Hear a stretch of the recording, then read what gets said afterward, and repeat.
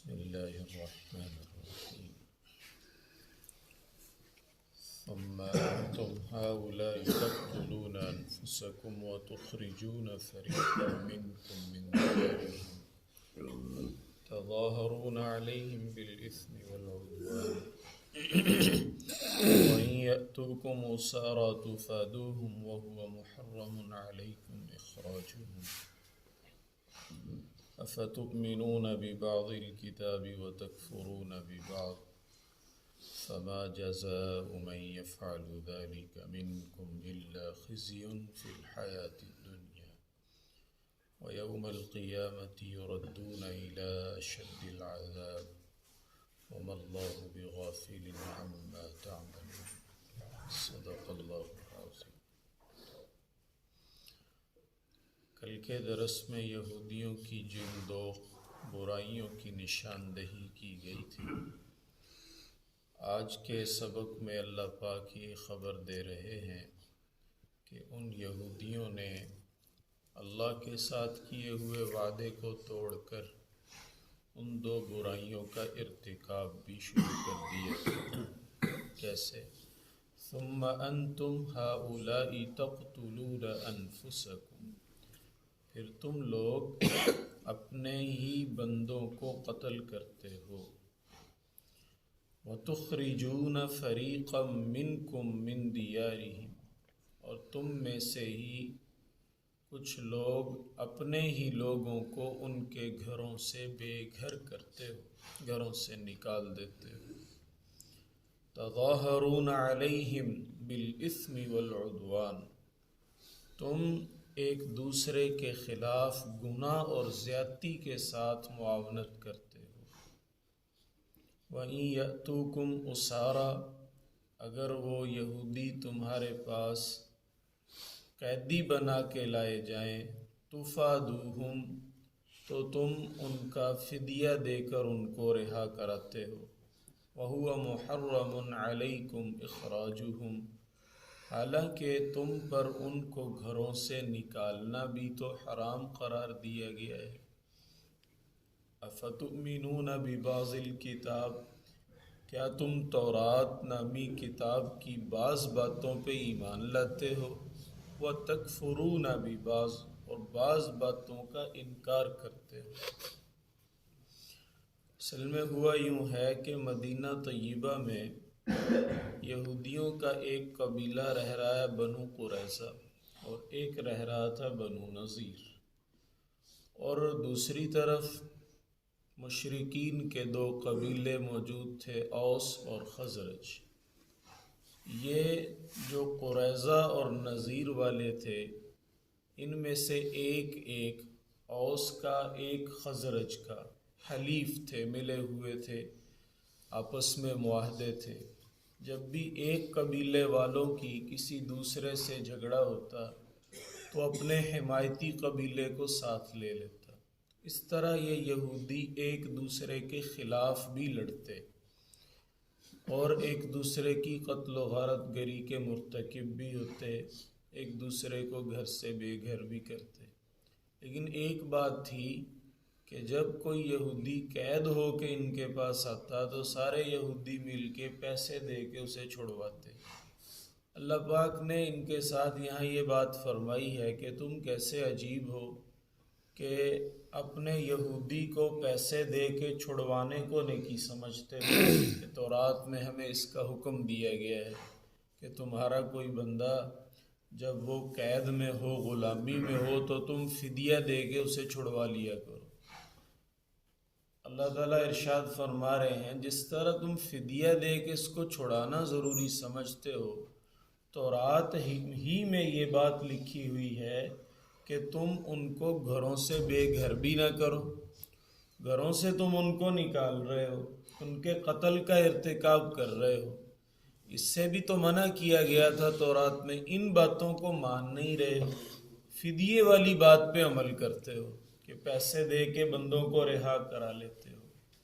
اس ساری بات کے آخر میں اللہ پاک نے یہ بات ارشاد فرمائی کہ تمہارا مزاج یہ بنا ہوا ہے کہ تم تورات کی بعض باتوں کو مانتے ہو اور بعض باتوں کا انکار کرتے ہو۔ یہ جملہ بڑا قابل غور ہے۔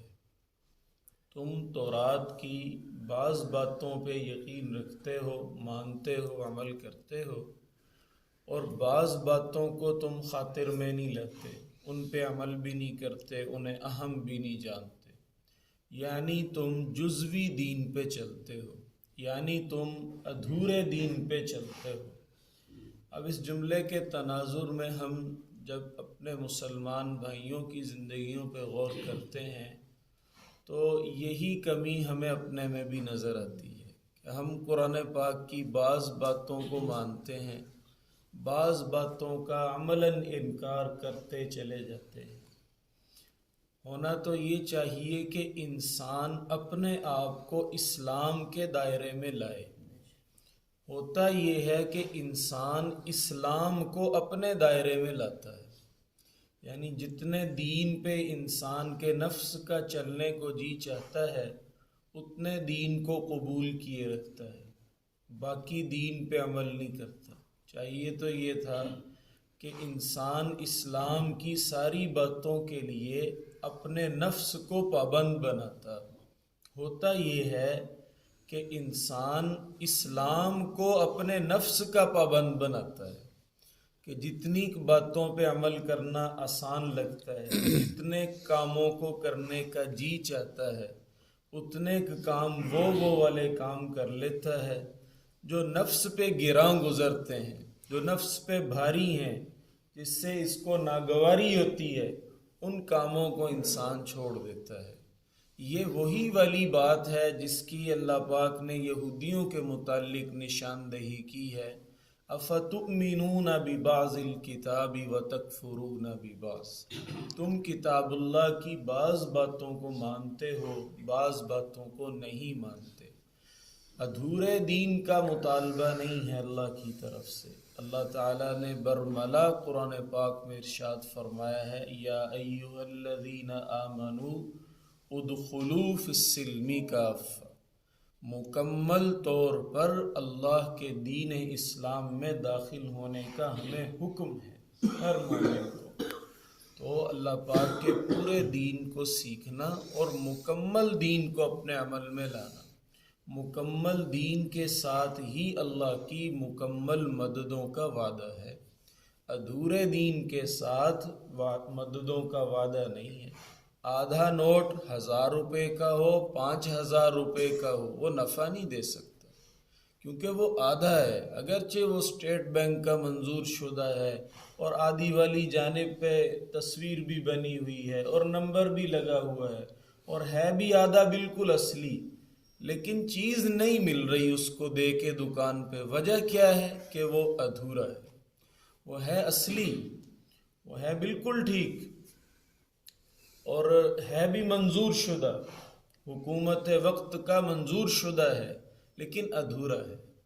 اس وقت اکثریت امت مسلمہ کی صورتحال اور کمی کی زوال کی وجوہات میں سے بڑی وجہ یہی سامنے آتی ہے کہ انسان اللہ کے حکم کو نہیں، اپنے نفس کو دیکھ کے چلتا ہے، اپنے نفس کو دیکھ کے چلتا ہے۔ مثال کے طور پہ ایک آدمی کو فجر کی نماز پڑھنا گراں ہے، وہ باقی 4 نمازیں پڑھ رہا ہے، فجر نفس پہ بھاری ہے تو چھوڑتا چلا جا رہا ہے۔ ظہر پڑھ رہا ہے، اللہ کا حکم ہے تو ارے بھائی فجر بھی پڑھو، وہ بھی تو اللہ ہی کا حکم ہے۔ اب یہ ہے کہ نفس جتنے کا احکامات پہ چلنے کا کہہ رہا اتنے پہ چل رہا ہے، جو بھاری لگ رہا ہے اس کو چھوڑے جا رہا ہے۔ مثال کے طور پر گھروں میں پردہ داری کا دین ہر بندے کو دیکھنا چاہیے، گھروں میں پردہ داری کی فضا نہیں ہے۔ بھائیو، پردہ صرف یہ نہیں ہے کہ ہماری خاتون گھر سے نکلے تو برقع پہن کے منہ چھپا کے نکلے، گھر کے اندر بھی غیر محرم رشتہ دار ہوتے ہیں۔ کیا دیور کا بھابھی سے پردہ نہیں؟ کیا دیور کا بھابھی سے پردہ نہیں؟ کیا اس کی خلاف ورزی حرام کا ارتکاب نہیں؟ اپنے دین کو سیکھنا چاہیے اور مکمل دین کو اپنی زندگی میں اپنے گھروں میں زندہ کرنا چاہیے۔ اب جس گھر کے اندر سارے افراد نماز پڑھتے ہیں اور مستورات بھی بر وقت پڑھتی ہیں، مرد بھی باجماعت نماز پڑھتے ہیں، لیکن وہاں غیر محرم کا آپس میں پردے کا اہتمام نہیں ہو رہا، تو وہاں ہم قرآن پاک کی آیت کے اس حصے کا مصداق بن رہے ہیں کہ ہم کتاب اللہ کی بعض باتوں پہ ایمان لاتے ہیں اور بعضوں پہ ایمان ہی نہیں لاتے، بعضوں کو ہم عملاً مانتے نہیں۔ تو بھائیو، پورے دین کو سیکھنا چاہیے اور پورے دین کو ہی عمل میں لانا چاہیے۔ اس بات کی ہم سب کو فکر کرنی چاہیے، کوشش کرنی چاہیے۔ اپنے دین کو سیکھنا بھی ہماری ذمہ داری ہے اور پورے دین کو زندگی میں لانا بھی ہماری ذمہ داری ہے، اور یہ سیکھیں گے ہم قرآن و حدیث سے، اور قرآن و حدیث علماء امت سے۔ ایک آدمی اپنے بیٹے کو ایک عالم دین کے پاس لے کے گئے کہ میں اسے کیا تعلیم دلواؤں، میں اسے کیا سکھاؤں، تو انہوں نے بہت پیاری بات ارشاد فرمائی، فرمانے لگے علمہ القرآن وسیعلمہ کل شیء، تم اپنے بیٹے کو قرآن سکھا دو، قرآن پھر اسے سب کچھ خود ہی سکھا دے گا۔ تم اپنے بچے کو قرآن پاک کی تعلیم دلوا دو، تبیان لکل شیء، یہ ہر شے کی وضاحت کرتا ہے، ہر شے کا بیان اس کے اندر موجود ہے، زندگی کے ہر موڑ کی رہنمائی کی گئی ہے۔ بس تم اپنے بچے کو قرآن والا بنا دو، اسے قرآن کی دہلیز پہ پہنچا دو، قرآن پاک کا راستہ دکھا دو، پھر فہم قرآن کی دولت اسے زندگی کے ہر راہ پہ کامیابی سے چلنے والا خود بنا دے گی۔ تو بھائیو، اس بات کی ہم سب کو کوشش کرنی چاہیے، اگر ہم پورا دین اپنی زندگی میں لانا چاہتے ہیں، پھر ہم قرآن و حدیث کو سیکھیں، اس کے مطابق اپنی زندگیوں کو بنائیں۔ ادھورے دین کا اللہ پاک نے انجام کیا ذکر فرمایا، بعض کتاب پہ ایمان لا رہے ہیں، بعض پہ نہیں۔ اللہ فرما رہے ہیں فَمَا جَزَاءُ مَن يَفْعَلُ ذَلِكَ مِنْكُمْ، تم میں سے جو اس طرح کرے گا نا، آدھے دین پہ چلے گا، اس کا بدلہ إِلَّا خِزْيٌ فِي الْحَيَاةِ الدُّنْيَا، دنیا کی زندگی میں رسوائی کے سوا کچھ نہیں، دنیا کی زندگی میں رسوائی کے سوا کچھ نہیں۔ وَيَوْمَ الْقِيَامَةِ، اور قیامت کے دن، یردون الی اشد العذاب، یہ دنیا کی رسوائی سے بھی زیادہ سخت عذاب میں پھینکے جائیں گے، دھکیلے جائیں گے۔ وَمَا اللَّهُ بِغَافِلٍ عَمَّا تَعْمَلُونَ، جو اعمال تم کر رہے ہو اللہ تعالیٰ ان سے غافل نہیں ہے، جو عمل تم کر رہے ہو، جن اعمال کا ارتکاب کر رہے ہو، اللہ تعالیٰ ان سے غافل نہیں۔ ڈاکٹر اسرار احمد مرحوم اپنے بیانات پہ ایک حدیث کو بہت کوٹ کرتے تھے، وہ ترمذی شریف کی حدیث پاک ہے، میں نے تلاش بھی کی بعد میں، ما آمن بالقرآن من استحل محارمہ، اس آدمی نے قرآن پاک پہ ایمان لانے کا حق ہی ادا نہیں کیا جو قرآن پاک کی حرام کردہ چیزوں کو حلال جانتا ہے۔ جن باتوں سے اللہ پاک نے قرآن پاک میں منع کیا، آدمی ان سے منع نہیں ہو رہا، جن سے روکا ان سے رک نہیں رہا، جن سے بچنے کو کہا ان سے بچ نہیں رہا۔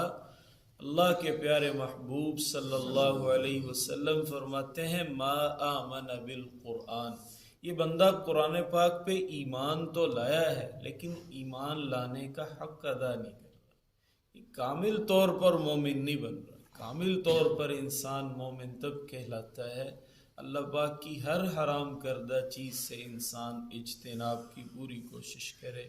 اللہ پاک ہم سب کو جزوی دین پہ تو چل ہی رہے ہیں، پورے دین پہ چلنے کی توفیق عطا فرمائے۔ انت السلام تبارک یا ذا الجلال والاکرام۔ اللهم اعنا على تلاوة القرآن وذكرك وشكرك وحسن عبادتك يا مقلب القلوب ثبت قلوبنا على دينك يا مصرف القلوب صرف قلوبنا إلى طاعتك۔ اللهم إنا نعوذ بك من الهم والحزن ونعوذ بك من العجز والكسل ونعوذ بك من الجبن والبخل ونعوذ بك من غلبة الدين وقهر الرجال۔ صلی اللہ علیہ